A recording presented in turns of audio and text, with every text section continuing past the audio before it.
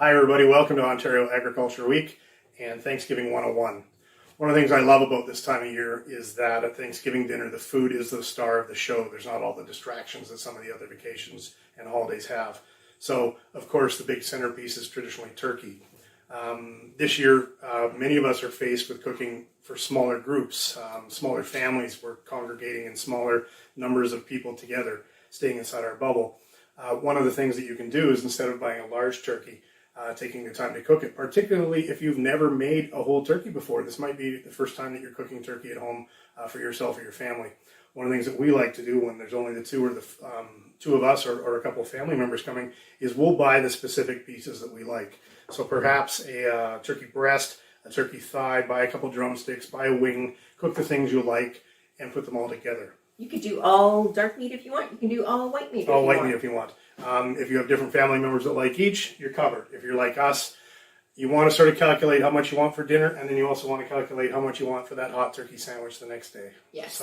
So you need about 1.5 pounds per person if you want sort of a good meal and some leftovers. And that goes for a whole turkey. So there's a bit more waste on a whole turkey. The parts you could probably get away with a pound bone in and skin on. So that's one of the things about buying the parts, if you can get them. You can often even call ahead to your butcher shop and they'll do the parts for you. You might even do a whole turkey and cut it all up, and then you get the bones for stock as well. Or buy your own turkey whole, if you're adventurous. All right, so the first thing we're going to do, and we're going to sort of work a little bit with the magic of our time frame here, is that I'm going to take the turkey pieces. This is a turkey breast. It's got the bone in on the back side, that little breastbone. We're going to nestle that. We've got a rack on the bottom of our pan. That way the meat is off the pan and it's going to have a nice chance to cook. We've got a turkey thigh with the bone in. We've got a drumstick.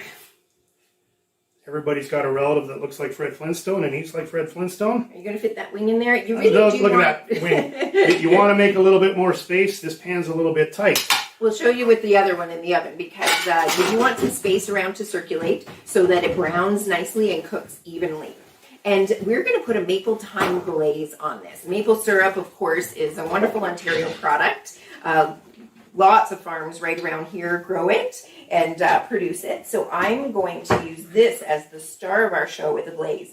One of the things we find with the smaller pieces, because they're not in the oven as long as a whole turkey, it maybe doesn't brown quite as well. So by adding this sweet glaze, it's a bit of a sweet and tangy glaze, you actually get a lot of nice browning. It looks gorgeous, and you don't have to cook it so long that would dry the meat out. So one of the things about turkey is you can really substitute it.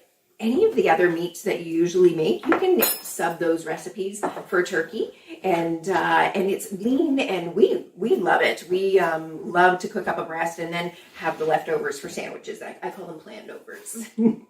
So I've got some cider vinegar, some maple syrup, like I said, bit of dry mustard, and salt and pepper, and that's all is needed for the glaze. And where's my little whisk, Jay? Little whisk, did it go over there? Perfect. There's a whisk. And everybody should have a barrel of whisks. A barrel of whisks at all times. So, and just sort of a little bit of salt and pepper. And that's all you need for the glaze. Bring that to a boil. And in the recipe, which is posted online, you'll see it says boil until slightly thickened and the bubbles slow.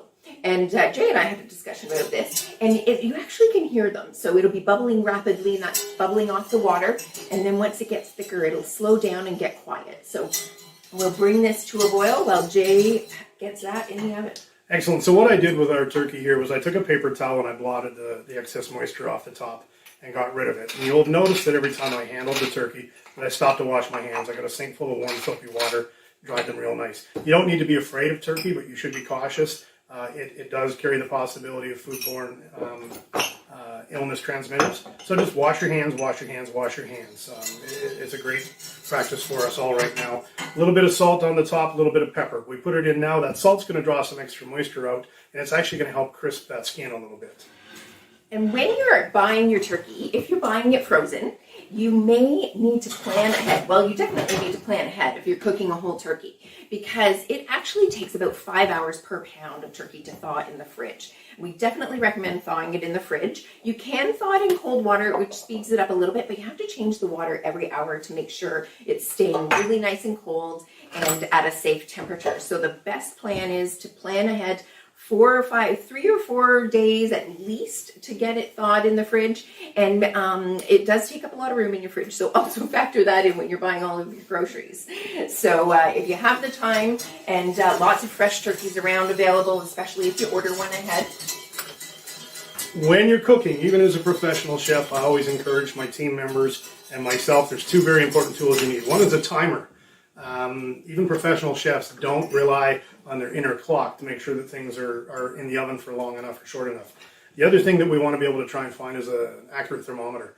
So this is a meat thermometer. You can find them at your local hardware stores. It's quite easy to find. It's digital, so I can click on it. I can insert it into the fattest, thickest part of the meat, and that's where you get the most accurate temperature. So on the breast, it's in the deepest part of the meat, deep in. On the thigh, it's in. Try not to touch the bone. Take it into the middle, but not the bone, because it'll give you a little bit of an inaccurate reading. And we want, because there's no stuffing and it's not a whole bird, we're going to aim for 170 degrees Fahrenheit for our internal temperature. So in Jen's recipe instructions, we suggest put this in the oven for about 45 minutes. Make your glaze. At that point in time, you should be able to pull it out. You're going to do this fairly quick while it's ready, but you're going to take the glaze and you're going to brush that turkey. I'm just chopping some thyme because we are going to season the glaze at the end. Oh, you're going to chop the thyme? I'll chop the thyme. Yeah, you're a fancy chopper. So this is thyme from our garden. You can buy it from the grocery store, certainly. And again, look for that made in Ontario. There's lots of herbs grown in Ontario, and it's really wonderful if you don't have them in your garden. And just about a teaspoon of chopped fresh thyme. You could do this with sage. You could do it with rosemary.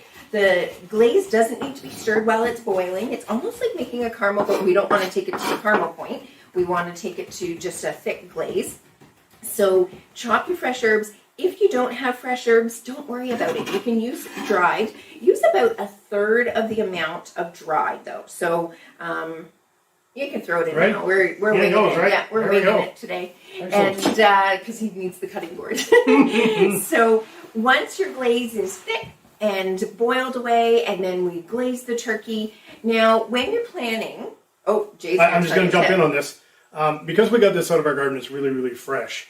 And when you strip the leaves off and you chop it up, there's not a lot of little stems left.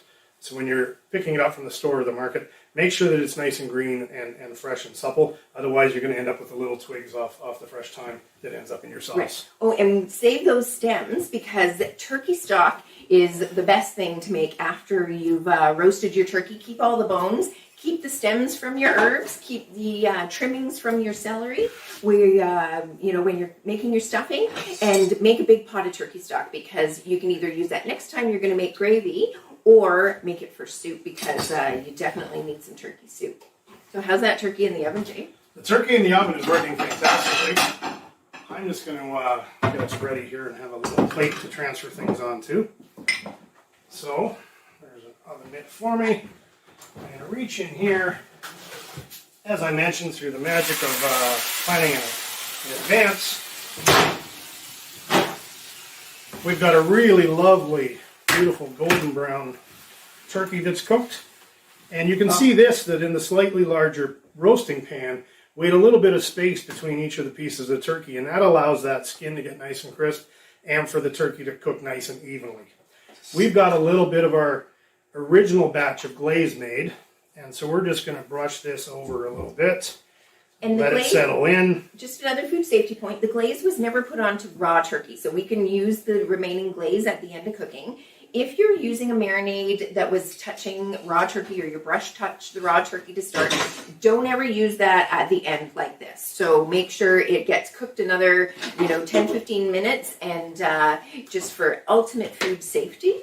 And then once your turkey comes out of the oven, tent it with foil, let it rest for a whole turkey. You want a good 15-20 minutes. And that just sort of lets the juices all redistribute. Have you ever cut into, a turkey and then all the juices come spurting out because they're hot and really hot and boiling? And so if you let it rest then the juices redistribute, and then you don't lose them all on your cutting board. One of the nice things about using smaller pieces of turkey like this is you can actually do the carving in the kitchen. So you're not doing it at the end of a long table with 12 sets of eyes watching you. That's nerve-wracking. Make sure that you've got a sharp knife. Make sure you're comfortable with a sharp knife. In a case of something like the thigh, you can actually get in there. And again, we'd normally let this sit a little bit. But if you're nice and careful, you can actually cut around the thigh bone. And if you're not as adept with a big knife like Jay is, use a smaller knife. You know, there's nothing, nobody's watching, so you don't have to use the biggest knife in the kitchen. And make sure you're comfortable when you're cooking. I think that's a big tip that a lot of people forget. And so for some people, a straight edge French style knife is great for slicing. Some people prefer a serrated knife. They're both right. So in something like this, it may be easier for you to use a serrated knife, slice everything up, and you're going to put it on a nice serving platter. When you get to the turkey breast, that bone that we pointed out earlier is underneath there. And so there's that sort of what we call the keel bone right here. And the secret is to try and take the whole breast off the bone and then to slice it crossways. Lots of times people try and slice it like this and then get under and pull it off the bone. But if you can take the whole breast off the bone first and then slice it across, usually what I would do as well is probably sneak in here into the wing. So the one person doesn't get the whole wing, Jay? Yeah, sometimes one person gets the whole wing. And, sometimes. that makes other people sad. So we want to be careful. So I'm just going to let this rest a little bit longer. But what I will do is... One of the amazing things about the turkey breast, even the bone-in that you bought at the grocery store already done, it's amazing how little waste there is. So you're actually getting all of that wonderful turkey meat. It's nutritious and light tasting, and I just find it's an efficient cut of meat, really, because you get a lot out of it. So yeah, you do get your money's worth. So what we've done here is this is one we prepared a little bit earlier. The breast has been taken off the bone and sliced across. The thigh is sliced underneath. We drape the wings across the top. We've got some lovely sage from the garden. Pull out your lovely platters that you never use. This is the time to use it, even if it's just 2 of you or 4 of you. You know what, this year probably more than most, use the good china. Use the nice wine glasses. Use the crystal. Get out the good silverware. You know, and enjoy what you're doing. So there, Jen's got some glaze. There's So what we would do is we would just finish this off. If you had a little bit left, there's our brush. Just give that one last make it look like brush over the top. At this point in time, you could, if you were working on other things, you've got the turkey, the mashed potatoes, the Brussels sprouts to finish, tent this with foil, just keep it somewhere warm. It's going to be perfect to serve at dinner time. Only about half an hour. Yeah, half an hour tops. Maximum. You gotta watch for food safety, but it does buy you a few minutes to look after everything else. So. And people are going to be so impressed, and even if it's just your family, they won't know how easy it was. That's the nice part. Thank you for joining us for Thanksgiving 101. We'll see you again.